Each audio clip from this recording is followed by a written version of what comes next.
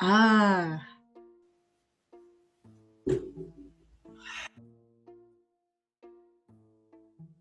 Wow. Oh man.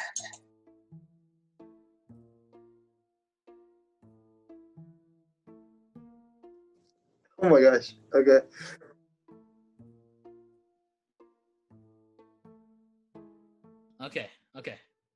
Okay, so imagine a world where this little kid has this group of friends. They go to an island, right? And they live in the island, or they're in a city near the island, but the island is a hangout spot. So this kid, he has a good group of friends, but he really likes three of them or two of them, right? And one of them's a guy, the other one's a girl. And he forms like this little cheesy promise bond with the girl. So no matter where you are, I will always be there with you. Stuff like that, right? And then suddenly, boom, something happened. Evil spreads all across all the universe and galaxies, and then it hits your island, and you get separated from all your friends. Okay. Then weirdly, you see one of your other friends, the guy friends, getting taken away by some dude in a black coat. And after that, you get sucked up by a wormhole. Or before that, you actually walk into a cave, and then this weird like key sword thingy pops into your hand, and you're like, okay, what is this?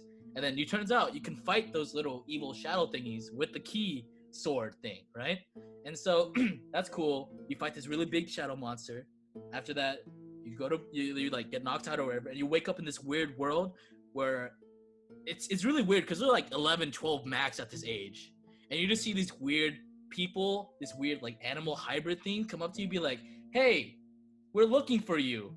You're part of us now. Let's go save the world." And like, if you're a 12-year-old kid, that wouldn't make sense. You know, putting yourself in danger to fight these crazy, scary like monsters with two humanoid animal stuffs. That's just not. It's not. It's weird. So you know, the whole game is basically, I'm here in this world. Okay, now I gotta save it from these monsters. All right, cool. What's next? Oh, by the way, this world needs your help. Okay, now I'm gonna go to this world. Oh, hey, there's my friend. Oh, what's happening with him? Oh, okay, he's evil. Okay, now I gotta fight him, stop him back to reality. Okay, he's good again. All right, what's next? Oh, there's the friend that I like so much. Save her real quick. Sweet. Oh, wait. After that, there's a prologue. How did all these key swords come in existence? It's just like whole big jumble mess, but it's a beautiful mess, a chaotic mess that that will ever forever be ingrained in my memory, in my heart.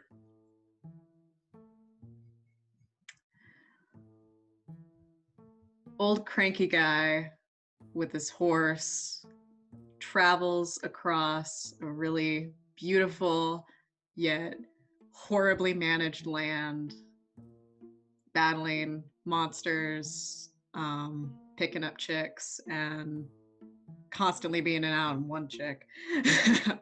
They have a terrible relationship. And then adopts a child. He tries as a dad. um, loses child. And bad guys from other dimension type thing show up, come after child, and he has to go get child. So my favorite game, it's going to be two players on opposite teams on the opposite sides of the map, with each starting with an equal amount of workers, and you use those workers to get a strong economy so you can build an army, and the point of the game is to destroy all of the opponent's other buildings. And then there's a lot of minor balance issues throughout the game, mainly the suicide unit for a certain bug race. That is my main issue, but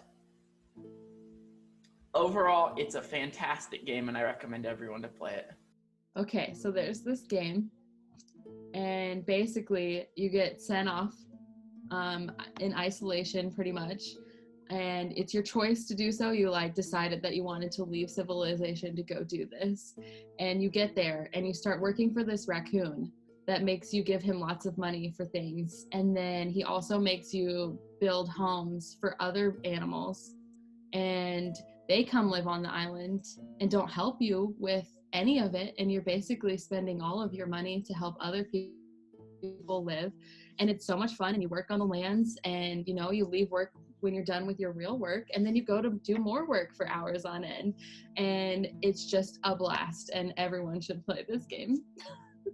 So it's about these two androids that are practically fighting for the sake of humanity against alien robots. And over the course of the game, they kind of just figure out more and more about humanity itself, because they're not humans. They have no knowledge of human science or anything. And so they slowly become like human, kind of, yeah. So the main character, you start out as kind of, he's thinking that he's this type of person, or like this type of, belongs to this type of community, and he just grew up believing that and living their life. And then he quickly finds out that he's not part of that community, actually. I guess that's kind of weird to say, but he's actually supposed to go on and save the whole entire kingdom, or the world. And so he does that. He goes through a couple different dungeons, as you do in a game. At the end of the dungeon, you fight a boss. Once that's killed, you get like different stones and everything. And I think there's 3 of them. And then you have to go open up this other dungeon-esque room. So once you do that, you basically fast forward 7 years. And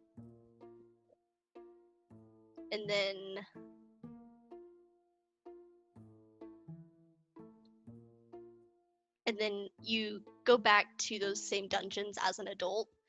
And you have to do it, and I think there's, I want to say 7 total dungeons or something, as you do as an adult. And each one, after the boss fight, you get little medallions that kind of build up your strength and everything and give you extra powers. And at the end, you go and fight the final boss, as you do, and it's like a giant game of electric tennis.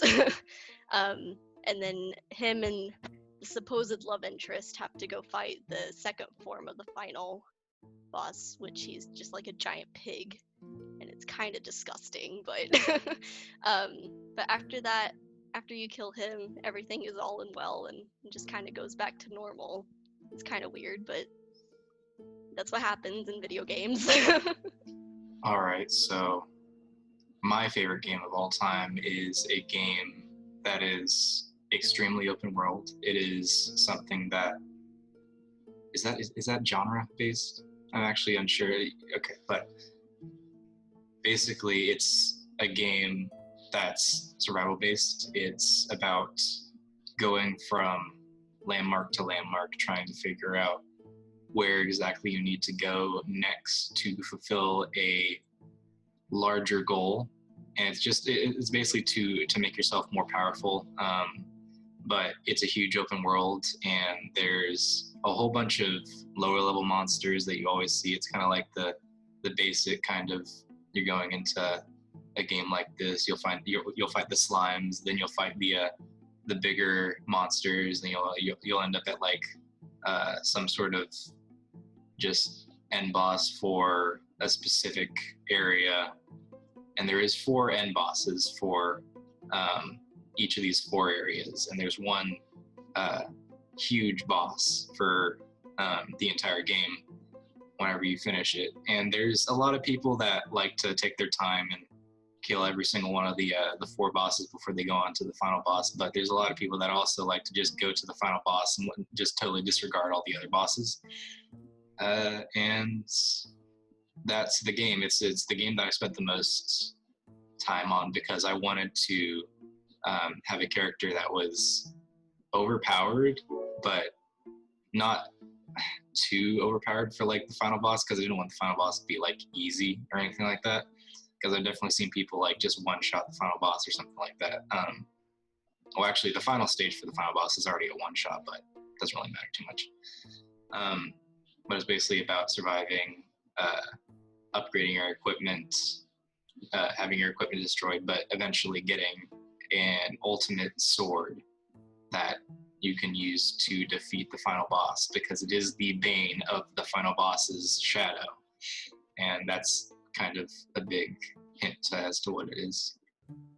So, my favorite game of all time. It's a story about. Well, it's a story about like this a set of countries that they hold. That they have like these essentially like these stones, right?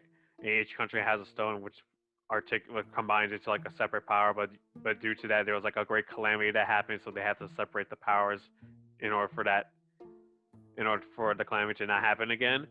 And then currently, like once we start the game, currently the story is like there's just one country that's overtaking all the countries, and currently right now they are taking, and there's at least 7 stones. So 7 stones, and they already taken 4.